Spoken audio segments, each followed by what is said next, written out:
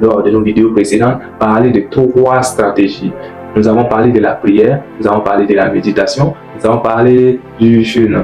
Et j'espère que jusqu'à là, tu as appliqué bien les méthodes que nous avons développées tout au long de nos différentes vidéos. Sinon, retourne sur les vidéos et commence à les appliquer si tu veux grandir spirituellement. Revenons à présent sur le thème d'aujourd'hui. Alors aujourd'hui, nous allons aborder la 4e chose, la 4e stratégie. Et cette 4e stratégie n'est rien d'autre que le fait de veiller. Et prier vont de pair. Lorsque tu veilles, tu te disposes à pouvoir sacrifier ta nuit. Veiller revient simplement à dire que non, je décide de sacrifier mon sommeil. Je décide de sacrifier ma nuit pour pouvoir prier, pour pouvoir être dans la présence de Dieu. La différence entre veiller et jeûner, c'est que veiller, c'est le fait de se disposer la nuit pour pouvoir prier. Que le fait de jeûner, c'est le fait simplement de se priver de la nourriture, le fait de se priver d'une habitude afin de pouvoir écouter la voix de Dieu. Alors, pourquoi tu dois veiller? Pourquoi tu dois veiller et prier? Veiller et prier, Jésus-Christ le faisait très souvent.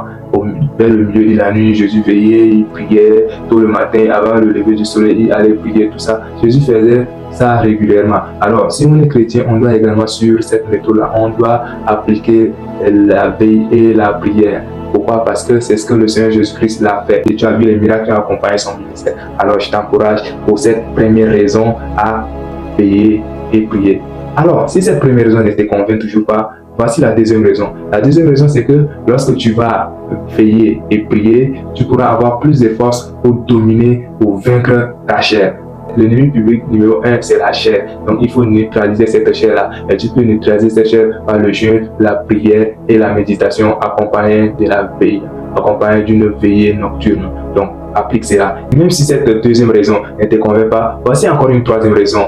La troisième raison, c'est que lorsque tu vas veiller et prier, Dieu va t'avertir divinement des choses qui vont t'arriver. Dieu va t'informer des choses qui vont arriver afin que tu puisses les échapper. Parce que Dieu avertit toujours ses enfants. Et seulement ses enfants qui sont disponibles pour l'écouter, pour l'entendre. Donc, je te prie d'être disposé la nuit pour pouvoir écouter la voix de Dieu afin de pouvoir échapper à des situations qui peuvent parfois être vraiment mortelles pour toi. Si tu n'es toujours pas convaincu, voici encore une 4e raison. Le fait de veiller te permet également de pouvoir ne pas être surpris lorsqu'on va t'annoncer de mauvaises nouvelles.